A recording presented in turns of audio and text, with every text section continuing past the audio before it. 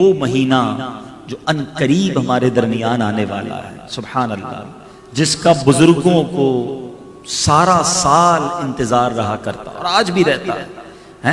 احادیث میں یہ دعا موجود ہے، اللہم بلغنا رمضان، اے اللہ ہمیں رمضان سے ملا دے، ہمیں رمضان عطا کرنا، ہم محروم نہ رہ جائیں۔ ایوری بڈی، گویا بزرگوں میں، نیک لوگوں میں شوق ہے رمضان کا، اور کیوں نہ شوق ہو، جس مہینے کے بارے میں میرے آقا فرماتے ہیں اگر میری امت کو پتا ہوتا رمضان کیا ہے تو وہ تمنا کرتے کہ سارا سال رمضان ہوتا۔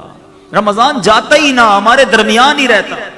مولا علی کرم اللہ تعالی وجہ الکریم سے پوچھئے، بڑی پیاری منقبت مجھ سے پہلے شیر خدا کی پڑھی جا رہی تھی، کیا شاندار فرمان ہے۔ مولا علی فرماتے ہیں اگر اللہ کو اس امت کو عذاب دینا ہوتا تو اس امت کو رمضان اور سورہ اخلاص نہ عطا فرماتا۔ یہ دو چیزیں دی اسی لیے ہیں کہ بخشے جائیں، مگر تھامے بھی تو صحیح نا، پکڑے بھی تو صحیح نا، حاصل بھی تو کریں برکتیں۔ یعنی ہمارے اسلاف پریپیئر ہوتے۔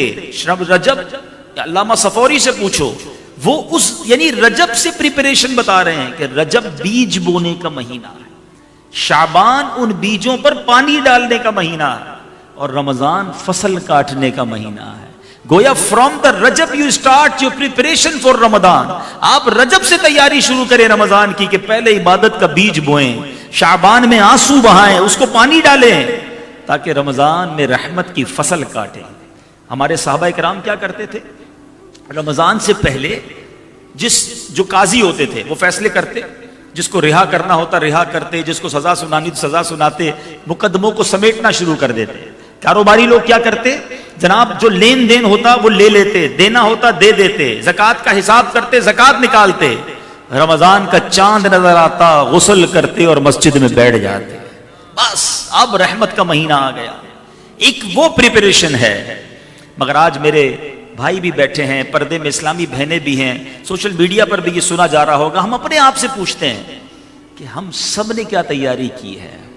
ہم اس مہینے کے لیے کیا پریپریشن کر رہے ہیں؟ ابھی 2-4-6 دن بعد چاند نظر آ جائے گا، مگر ہم نے کوئی اسپیشل تیاری کی ہے؟ ہاں، تیاریاں ہو رہی ہیں، جتنے سپر اسٹور ہیں وہاں اسٹاک جمع ہو رہا ہوگا، راشن کا سامان آ رہا ہوگا، گھر والوں نے بھی لسٹیں بنانا شروع کر دی ہوں گی کہ آپ کو دے دیں گے جناب کہ جا کر یہ سموسے پکوڑے کا سامان، یہ شربت، یہ فروٹ چاٹ ہے، فروٹ والوں نے اپنے اسٹور بھرنا شروع کر دیے ہوں گے۔ یعنی پریپریشن دیکھیے کیا ہو رہی ہے رمضان کی۔ تھوڑے دنوں کے بعد اب تو سائن بورڈ ختم ہو گئے، ورنہ کراچی کی سڑکوں پر بورڈ لگ چکے ہوتے، افطار اسکیم، سحری اسکیم، فلاں ہوٹل کا یہ ریٹ ہے، فلاں ہوٹل کا یہ پیکج ہے، آل یو کین ایٹ کا یہ ہے۔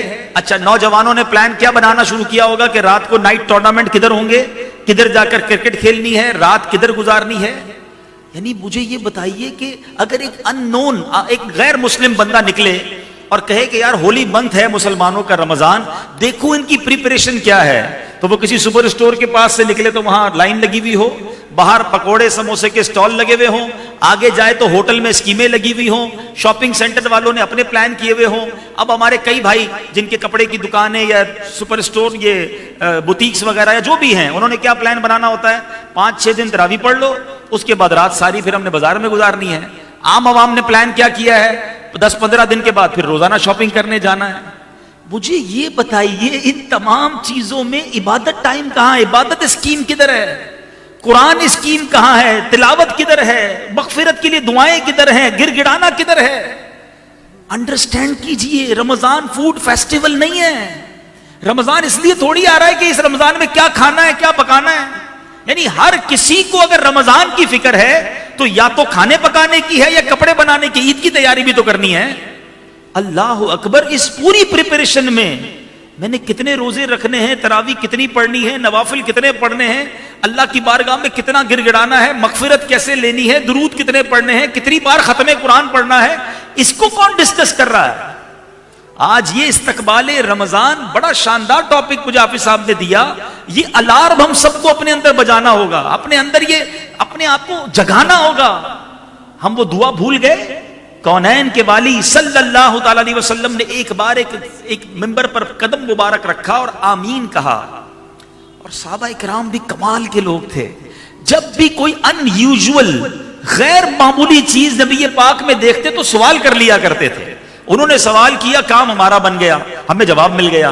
صحابہ کرام نے عرض کی, حضور آپ نے آمین کیوں کہا؟ حدیث طویل ہے, میں ایک جز سنا رہا ہوں. اللہ کے حبیب نے کہا, جبریل امین میرے پاس آئے اور جبریل امین نے آ کے دعا کی کہ حدیث کا مضمون ہے, وہ شخص ہلاک ہو جائے, بدبخت اور برباد ہو جائے جو رمضان کو پائے اور اپنی مغفرت نہ کروا سکے. اور نبی پاک کہتے ہیں میں نے اس دعا پر آمین کہی ہے. ایسا لگتا ہے امت یہ دعا بھول چکی ہے. دعا کرنے والا فرشتوں کا سردار. ٹرائی ٹو انڈرسٹینڈ, اس دعا کی امپورٹنس سمجھو. دعا کون کر رہا ہے؟ فرشتوں کا سردار روح الامین. اور دعا پر آمین کون کہہ رہے ہیں؟ نبیوں کے سردار جناب رحمت للعالمین صلی اللہ تعالی علیہ وسلم. اب کوئی شک رہ گیا دعا کی قبولیت میں؟ It means it must be approved. قبول ہی قبول ہے.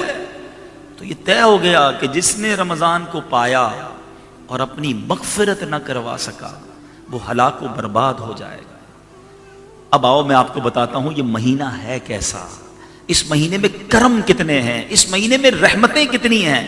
سب سے پہلی بات, سارا سال جو ہمیں گناہوں میں لگاتا ہے ہمارا دشمن ہے شیطان لعین. اللہ تعالیٰ کی مہربانی دیکھو, دشمن کو ہی قید کر دیا جاتا ہے. یہ ستاتا ہے نا, چلو یہ بند, یعنی جو ہمیں غلط کاموں کی طرف لے جاتا ہے اس کو ہی اللہ نے بند کر دیا. اب تو آسان ہو گیا نا. اب اس کے بعد نفل کا ثواب فرض کے برابر, فرض کا ثواب 70 گنا. روزانہ افطار کے وقت 10 لاکھ گناہ گار جہنم سے آزاد کر دیے جاتے ہیں. Every day million sinners, 10 lakh گناہ گار جہنم سے آزاد کیے جاتے ہیں. سچ بتاؤ روزانہ افطار کے وقت میرا کام کیا ہونا چاہیے؟ شربت آیا کہ نہیں, دہی بڑے آئے کہ نہیں, پکوڑے بنے کہ نہیں, یہ کام ہونا چاہیے. یا کاش باپ بھی ہاتھ اٹھائے, بچے بھی ہاتھ اٹھائیں اور آنکھوں میں آنسو ہوں کہ مولا آج بھی 10 لاکھ بخشے جائیں گے, میرا نام بھی لکھ دے, میرے بچوں کا نام لکھ دے, اللہ میرے ماں باپ کا نام لکھ دے. ایک دن گزرے تو دل پر خوف طاری ہو جائے کہ کل جو 10 لاکھ بخشے گئے میں تھا کہ نہیں. دوسرے دن پھر گر گڑاہٹ ہو, تیسرے دن اور تڑپ پڑ جائے. ادھر تو حال یہ ہے, پہلے 4 دن مسجد فل, 5ویں دن سے ایک صف کم ہونا شروع ہو جاتی ہے. کیوں؟ وہ جوش گیا. شروع میں جذبہ تھا نمازوں کا, فجر کا, نماز مغرب میں, تراویح میں, آہستہ آہستہ صفیں کم. کیا ہوا جناب؟ اب آخری عشرے میں کچھ نمازی پھر آ جائیں گے. ایسا نہ کرو میٹھے اسلامی بھائیوں, یہ مہینہ بخشوانے آ رہا ہے. یہ مہینہ ہم پر رحمتیں برسانے کے لیے اللہ نے بھیجا ہے. اس مہینے کی ایک ایک گھڑی قیمتی ہے. اور خاص طور پہ جو پہلی رات آئے تو یاد رکھنا, اللہ کے حبیب علیہ الصلوۃ والسلام کو وہ 5 چیزیں, سنیے گا ذرا, نبی پاک علیہ الصلوۃ والسلام کو اللہ تبارک و تعالیٰ نے وہ 5 خصوصی کرم عطا فرمائے ہیں جو کسی اور نبی کو عطا نہیں فرمائے. اور اس میں پہلا جو فرمایا, جب رمضان کی پہلی رات آتی ہے, ہوپ فلی میرا خیال ہے منگل کی رات ہم سن رہے ہیں کہ انشاءاللہ پیر کی رات, چاند رات امید ہو جائے, اللہ مجھے اور آپ کو خیر سے رمضان عطا فرمائے. تو اب ایک ویک ہی رہ گیا. رمضان کی پہلی رات کانشیس ہو جانا, تیار ہو جانا. کیوں؟ اللہ کے حبیب فرماتے ہیں اس رات اللہ اپنے بندوں پر نگاہ رحمت فرماتا ہے, اور جن پر نگاہ رحمت فرمائے گا انہیں کبھی عذاب نہیں دے گا. تو اس رات تو زیادہ تیاری ہو. تراویح کے بعد بھی مسجد میں بیٹھ جاؤں, اللہ آج رحمت کی رات ہے, ہوں گناہ گار, ہوں خطا کار, پلے کچھ نہیں مالک, مگر میں رہ نہ جاؤں, ہوں میں بھی تیرا بندہ, اے اللہ مجھے محروم نہ کیجیو. لیکن اپنا کہتے ہیں نا تیاری ہو کہ بس اس رات ہی رحمت لے لینی ہے. دوسری بات نبی پاک فرماتے ہیں کہ شام کے وقت جو روزہ دار کے منہ سے بو نکلتی ہے, کچھ لوگ بڑا آج کل انوائڈ ہوتے ہیں, بڑا اریٹیٹ ہوتے ہیں, عجیب سی باتیں کرتے ہیں, یار روزے میں پیسٹ کرنے کا موقع نہیں ملتا, شام تک اسمیل آتی ہے. اللہ کے بندوں سنو تو صحیح, یہ اسمیل اللہ کو کتنی پسند ہے. اللہ کے حبیب فرماتے ہیں جب روزہ دار کے منہ سے شام کو منہ نکلتی ہے, اللہ تعالیٰ کے نزدیک مشک کی خوشبو سے زیادہ پسندیدہ. تیسری بات, اللہ کے حبیب فرماتے ہیں فرشتے ہر رات اور دن ان کے لیے مغفرت کی دعا کرتے رہتے ہیں. نمبر 4, اللہ تعالیٰ جنت کو حکم فرماتا ہے کہ میرے نیک بندوں کے لیے آراستہ ہو جا, سجائی جاتی ہے جنت, اور فرماتا ہے ان قریب وہ دنیا کی مشقت میں وہاں سے آ کر میرے گھر میں آرام اور راحت پائیں گے. روزہ داروں تمہارے لیے جنت سجائی جائے گی. ہیں اللہ کے نیک بندوں کے لیے جنت پریپیئر کی جاتی ہے. اور 5ویں بات نبی پاک فرماتے جب ماہ رمضان کی آخری رات آتی ہے, آج یہ بات بھی سیکھ کر جاؤ, ابھی پتہ نہیں رمضان میں پھر آپ سب سے ملاقات ہو سکے نہ ہو سکے, ابھی سے مدنی پھول لے جاؤ. شیطان ایسا مردود ہے, پورا مہینہ بند رہتا ہے, جیسے ہی عید کا چاند نظر آتا ہے ایسا لگتا ہے سارے لوگ اس کے استقبال کے لیے نکل کھڑے ہیں کہ بھائی تو 1 مہینہ بند تھا, اب تجھے راضی کرنا ہے. عشاء کی مغرب میں چاند نظر آیا, عشاء کی نماز میں مسجد خالی. ارے بھائی عشاء فرض تھی, رمضان چلا گیا, مسلمان کدھر گئے؟ اور وہ رات جو طوفان بدتمیزی برپا ہوتا ہے, کیا سی سائڈ, کیا شاپنگ سینٹر, کیا عورت مرد کا اختلاط, فلمیں ڈراموں کی ٹکٹیں بک ہو رہی ہیں. یہ رات کیسی ہے سنو, اللہ کے حبیب فرماتے جب ماہ رمضان کی آخری رات آتی ہے اللہ سب کی مغفرت فرما دیتا ہے. قوم میں سے ایک شخص نے اٹھ کر عرض کی یا رسول اللہ کیا یہ لیلۃ القدر ہے؟ فرمایا نہیں, کیا تم دیکھتے نہیں کہ جب مزدور اپنی مزدوری سے فارغ ہو جاتے ہیں تو انہیں اجرت دے دی جاتی ہے. اجرت ملنے کی رات رمضان کی آخری رات کو کہا گیا. مگر آج رمضان کی عام راتوں میں بھی اور پھر خاص طور پہ عید کی رات کتنے گناہ کیے جاتے ہیں. جو میرے بھائی, میں یہاں پر کچھ اور باتیں بھی عرض کرنا چاہتا ہوں. بعض لوگ بدقسمتی سے رمضان میں بھی جھوٹ بولتے ہیں, رمضان میں بھی بد نگاہی کرتے ہیں, رمضان میں بھی کسی کا دل دکھاتے ہیں. حرام کمانے والے رمضان میں بھی باز نہیں آتے. ایک تو یہ موبائل فون ایک ایسی بلا ہمارے درمیان آ گئی ہے کہ ہمیں پتہ ہی نہیں چلتا کہ یہ ہم سے کتنے گناہ کروا دیتا ہے. ہر میدان میں ہمیں جانا ہے, ہر چیز ہم نے دیکھنی ہے, ہر کلپ ہم نے دیکھنا ہے. ہمیں نہیں پتا کہ یہ موبائل, انٹرنیٹ ہماری روحانیت, ہماری عبادت, ہمارے ذوق, ہمارے شوق کو کیسے برباد کر دیتا ہے.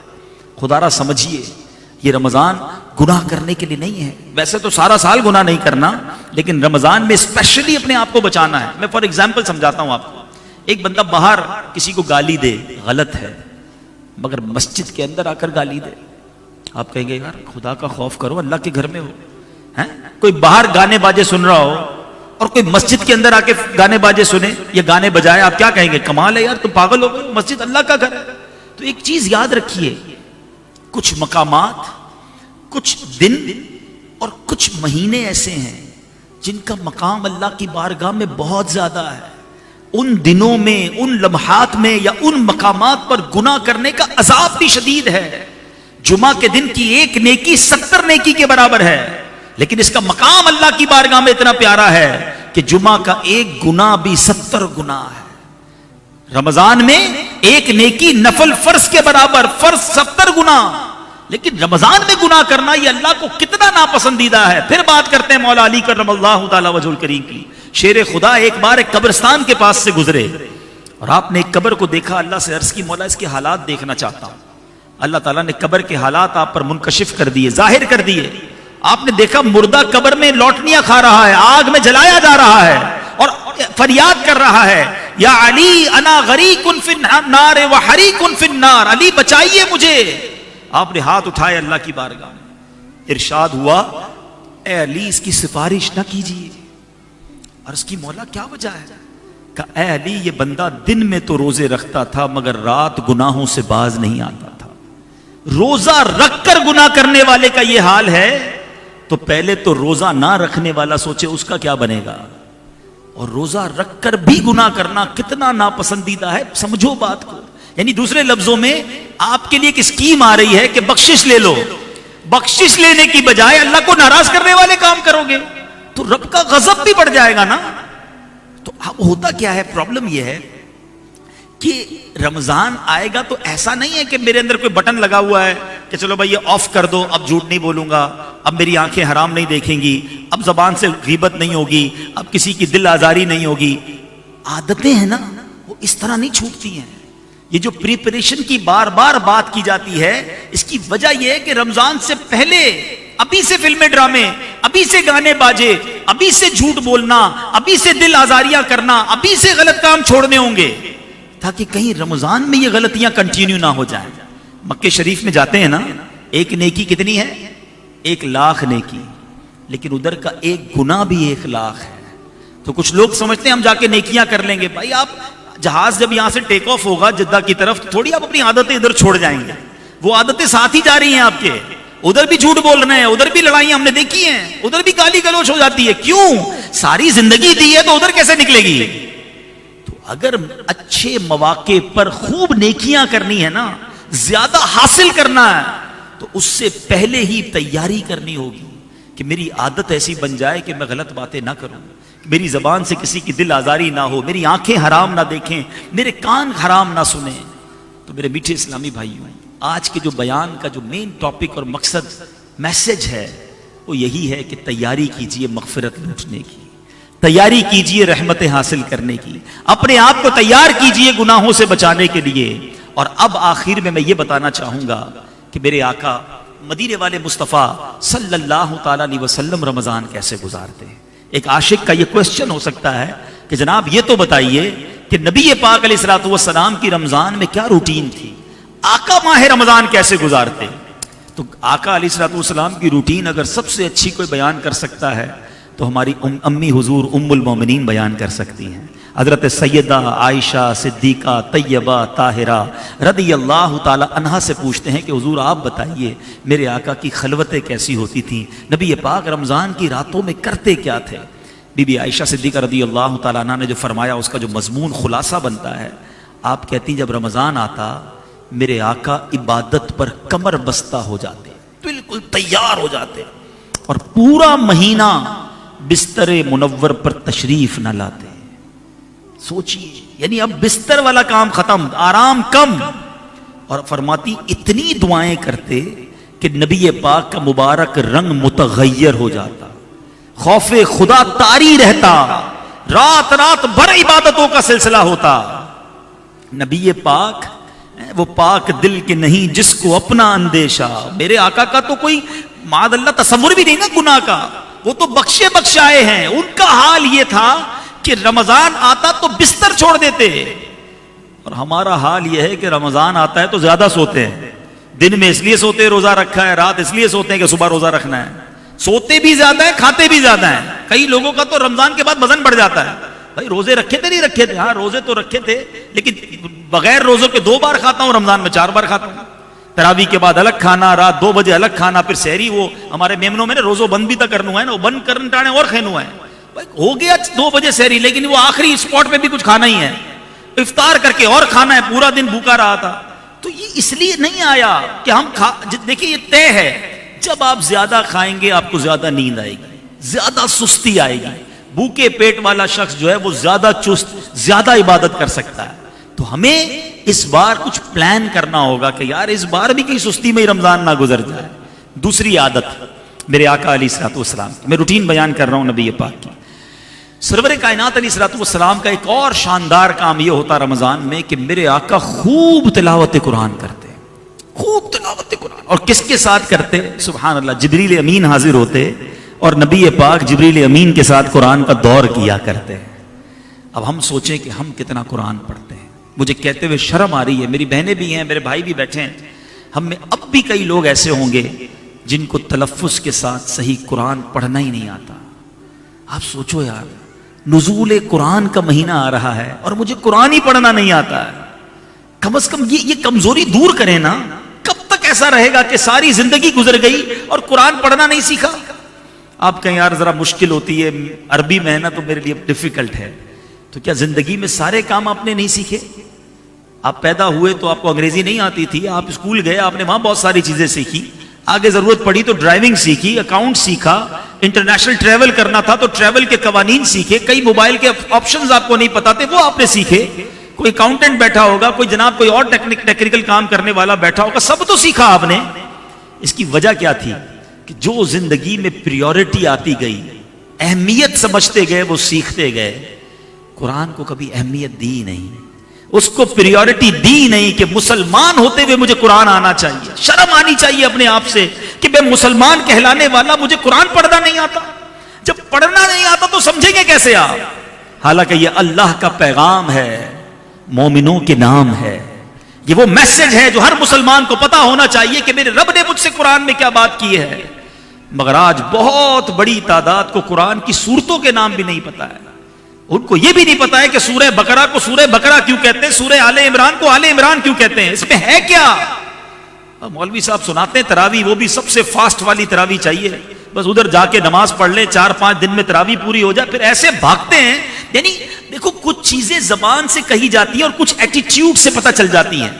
یعنی میرا اور آپ کا قرآن سے تعلق کیسا ہے ہم کہتے نہیں ہیں، لیکن فیل یہ کرواتے ہیں کہ جان چھوٹ جائے، 5-7 دن میں تراوی پوری ہو جائے، بس ختم بھائی، اب کیا کرنا ہے.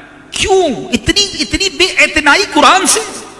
ہونا کیا چاہیے کہ جی چاہے قاری صاحب قرآن پڑھتے رہیں اور میں سنتا رہوں، میرے رب کا کلام پڑھا جا رہا ہے، آنسو بہتے رہیں. واللہ جس دن قرآن سمجھ آنے لگ گیا نا اور صحیح قاری مل گیا، آپ کا جی نہیں چاہے گا یہ قاری صاحب رکوع میں جائیں، آپ کا جی چاہے گا یہ پڑھتے رہیں، میری رب کی باتیں بتاتے رہیں. لیکن پرابلم بھی یہی ہے، قرآن سیکھنے کا ذہن ہی نہیں ہے. خدا را آج کے اس پروگرام میں، اس محفل میں یہ نیت کر کے جاؤ کہ آج کے بعد میرا کوئی دن نہیں گزرے گا جس دن میں قرآن نہ پڑھوں. روزانہ کچھ نہ کچھ. بڑا پیارا مدنی انعام امیر اہل سنت جو ہے نا وہ کمال کی شخصیت ہے، وہ بڑا آسان فارمولہ دیتے ہیں. انہوں نے وہ فرماتے ہیں روزانہ کم از کم 3 آیتیں قرآن کی تلاوت کر لو، ترجمہ کر لو، پڑھ لو اور تفسیر پڑھ لو. 3 کر کے بھی آہستہ آہستہ قرآن پورا ہو جائے گا. طالب علم تو بن جاؤ نا، راستے پہ چلنے والے تو بن جاؤ. مگر آج حال یہ ہے اتنے سارے مذہبی لوگ بیٹھے ہیں، شرم آتی ہے بات کرتے ہوئے، لیکن ہم اپنوں سے بات نہیں کریں گے تو کس سے کریں گے؟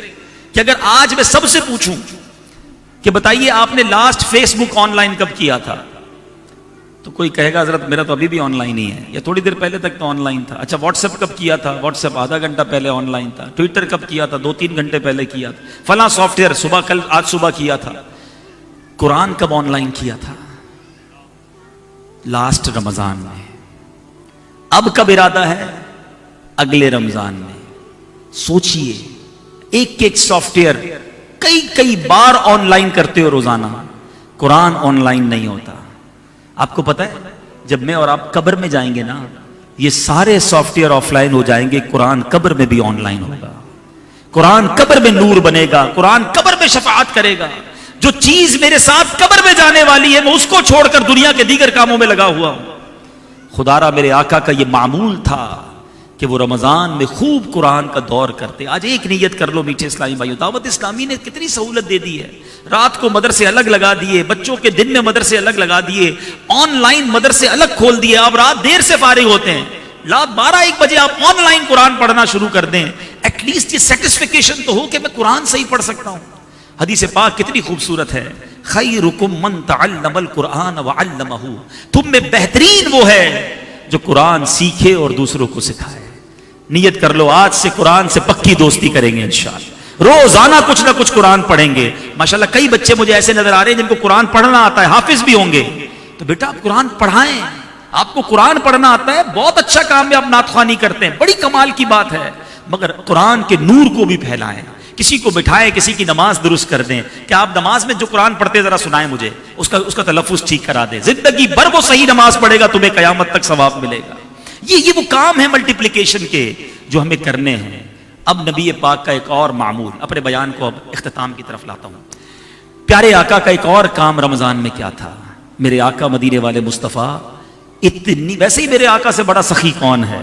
واہ کیا جود و کرم ہے شہ بطحا تیرا، نہیں سنتا ہی نہیں مانگنے والا تیرا. مگر صحابہ کہتے ہیں جب رمضان آتا نا جیسے تیز آندھی چلتی ہے، میرے آقا کا دریائے سخاوت اس سے بھی زیادہ تیز چلتا تھا. ہر سائل کو عطا فرماتے، ہر مانگنے والے کو عطا فرماتے، بس کرم کے دریا بہاتے تھے. تو رمضان میں ہمیں بھی یہ کام کرنا ہے کہ خوب سخاوت کریں، خوب اللہ کی راہ میں خرچ کریں. سب سے پہلے تو اپنی پوری زکوٰۃ. آج کل یہ بڑا پرابلم عام ہوتا جا رہا ہے. یہ بھی کہتے ہوئے جس کو کہتے ہیں نا کہ مزہ نہیں آ رہا، کہ بڑی تعداد میں مسلمان اب پوری زکوٰۃ نہیں نکالتے. یا تو زکوٰۃ کی کیلکولیشن صحیح نہیں کرتے، یا اب زکوٰۃ نکالنا بوجھ فیل کر رہے ہیں. جیسے جیسے بے عملی بڑھتی جا رہی ہے ایسے ایسے زکوٰۃ سے بھی بندہ دور ہوتا جا رہا ہے. یاد رکھنا میٹھے اسلامی بھائیوں، یہ مال کا میل ہے. یہ میل آپ نے نکالا نہیں تو یہ پورے مال کو میلا کر دے گا، برباد کر دے گا، عذاب ہو جائے گا یہ مال. پوری زکوٰۃ نکالیں. خود حساب نہ کریں، کسی عالم دین کے ساتھ بیٹھیں کہ حضرت یہ میرا سرمایہ ہے، بتائیں میری زکوٰۃ کتنی بنتی ہے. تھوڑے زیادہ نکال دینا، کہیں ایسا نہ ہو کہ زکوٰۃ کمی ہو جائے. جو لوگ سوچتے ہیں یار 10 لاکھ روپے زکوٰۃ دینی پڑے گی، جس کی لاکھوں میں ہوتی ہے نا زکوٰۃ، اس کو بڑی ٹینشن ہو جاتی ہے. وہ 10 لاکھ زکوٰۃ دینے والا کیوں نہیں سوچتا کہ اللہ نے 4 کروڑ دیے ہیں تو 10 لاکھ بنی ہے نا. زکوٰۃ دے کر تو شکر ادا کرنا چاہیے کہ مالک تیری مہربانی، تو نے دینے والا بنایا، مانگنے والا نہیں بنایا. مگر آج دینے والا پراؤڈ فیل کرتا ہے، میں دیتا ہوں، میں چندہ دیتا ہوں، مسجد والوں کو میں دیتا ہوں، مدرسے والوں کو میں دیتا ہوں، میں غریب کی شادی کر، میں کیا کر رہے ہو؟ اللہ نے تمہیں دیا ہے تو تم دے رہے ہو. میں بھی مانگنے والا ہو سکتا تھا. یاد رکھنا جب کسی کو زکوٰۃ دو نا، ساتھ سجدہ شکر بھی ادا کرو کہ مالک تیری مہربانی، مانگنے والا نہیں دینے والا بنایا. کوئی کمال نہیں ہے میرا اور آپ کا. یاد رکھیے گا پیسہ اگر جس کو کہتے ہیں نا کہ محنت سے آتا تو جتنے مزدور ہیں وہ سارے کروڑ پتی ہوتے. پیسہ ہوشیاری سے آتا تو جتنے کالج کے پروفیسر ہیں وہ سارے اربوں پتی ہوتے. ٹیچر ہی رہ جاتا ہے، اسٹوڈنٹ کو اللہ دنیا کا مالدار آدمی بنا دیتا ہے. کیسے؟ اس کا ایک ہی فارمولا ہے کہ جسے اللہ چاہتا ہے اسے عطا فرماتا ہے، اسی کی مہربانی ہے. ہمارا کوئی کمال نہیں ہے. میرے دروازے پر جو مانگنے آیا ہے، میرا جو ملازم مجھ سے قرضہ مانگنے آیا ہے، میرا غریب رشتہ دار جو میرے دروازے پر آیا ہے، اس کی جگہ میں بھی ہو سکتا تھا. میں بھی کسی کے دروازے پر کھڑا ہوتا کہ باپ بیمار ہے، میرے پاس دوائی کے پیسے نہیں، بہن کی شادی ہے، جہیز کے پیسے نہیں ہیں، آج ہمارے گھر میں رمضان کی افطاری کے لیے کچھ نہیں ہے، کچھ ہمیں دے دیجئے. واللہ یہ میں ہو سکتا تھا. میرے بچے کھڑے کسی دروازے پہ کھڑے ہو سکتے تھے. فقط رب کی مہربانی ہے جس نے بہترین دسترخوان دیا، بہترین گھر دیا، بہترین سواریاں دی ہیں، اور میں زکوٰۃ دینے والا ہوں. مگر آج زکوٰۃ دیتے ہوئے موت آتی ہے، زکوٰۃ دیتے ہوئے دل پر بھار آتا ہے. کبھی یہ بھار نہ آنے دینا، کبھی یہ بوجھ فیل نہ کرنا. اللہ کی راہ میں خرچ کرتے رہنا اور ساتھ شکر ادا کرنا. اللہ تیری مہربانی کہ آج تو نے مجھے دینے والا بنایا، بہترین زندگی دی، کروڑوں سے اچھا بنایا. یاد رکھو رب قرآن میں فرماتا ہے لئن شکرتم لأزیدنکم، تم میرا شکر ادا کرو میں تمہیں اور عطا کروں گا. شکر ادا کرتے رہنا، اللہ کی مہربانی سمجھنا، اپنا کوئی کمال نہ سمجھنا. ایک بات. دوسری بات کہ زکوٰۃ کے ساتھ ساتھ اور بھی خرچ کیا کرو. ایک حدیث پاک سناتا ہوں. اللہ کے حبیب فرماتے ہیں جس کا مضمون ہے گن گن کر خرچ نہ کیا کرو ورنہ وہ رب کریم بھی تمہیں گن گن کر عطا فرمائے گا. کچھ لوگ کہتے ہیں بھائی ہمارے زکوٰۃ پوری ہو گئی اب جائیے اگلے سال آئیے گا. نہیں، اللہ دے رہا ہے نا، سامنے نیکی کا کام آ گیا ہے. زکوٰۃ تو ایڈوانس بھی دی جا سکتی ہے نا، اگلے سال کی دے دو، ارے صدقہ دے دو، منع نہ کرو. وہ بھی تو منع نہیں کر رہا نا. مجھے اور آپ کو 1 مہینے کے جتنے پیسے چاہیے اللہ جب اس سے زیادہ دے رہا ہے تو ہم کیوں کسی کو دیتے ہوئے گننا شروع کر دیتے ہیں؟ بانٹو. یاد رکھیے نبی پاک کا ہر فرمان حق ہے. علماء بیٹھے ہیں مگر اس حدیث میں نبی پاک نے قسم اٹھا کر ارشاد فرمایا میں اللہ کی قسم کھاتا ہوں صدقہ دینے سے مال کم نہیں ہوتا. یہ طے ہے، یہ ڈیفینیٹلی ہے. یہ بزرگ بیٹھے ان سے پوچھ لو، جس نے اپنی زکوٰۃ پوری دی، حلال کمایا اور زکوٰۃ پوری دی، اگلے سال اس کی زکوٰۃ زیادہ ہی بنتی ہے. اٹ مینس اس کا مال بھی تو بڑھ گیا نا. تو اللہ کی راہ میں خرچ کرنے میں بخل نہ کرو، دل و جان سے دو اور انجوائے کرو، مزے کرو. یا اللہ ایسا بنا دیا تو نے مجھے کہ میری وجہ سے کسی کا بھلا ہو رہا ہے، تیری مہربانی، اور دینا میں اور بانٹوں گا، اللہ اور دے گا تمہیں. اب آخری بات، زکوٰۃ دینی کس کو ہے، صدقہ دینا کس کو ہے؟ سب سے پہلے آپ کی زکوٰۃ اور آپ کے صدقے کا حقدار کون ہے؟ آپ کی زکوٰۃ اور آپ کے صدقے کا سب سے پہلا حق آپ کے اپنے غریب رشتہ داروں کا ہے. یہ بات یاد رکھیے گا. روایتوں کا مضمون ہے اللہ تعالیٰ قیامت کے دن اس بندے پر نظر رحمت نہیں فرمائے گا جو غیروں کو بانٹتا رہے اس کے اپنے پریشان ہوں. آج لوگ دنیا کو بانٹتے ہیں، اپنوں کو بھول جاتے ہیں. پہلے اپنوں کو دیکھیں، اگر وہ مستحق ہیں زکوٰۃ کے تو زکوٰۃ دیں، زکوٰۃ کے مستحق نہیں پھر بھی پریشان ہیں صدقہ دیں. مگر اپنوں کا خیال رکھیں، اپنے مسلمان پڑوسیوں کو دیکھیں، اپنے غریب ملازمین کو دیکھیں.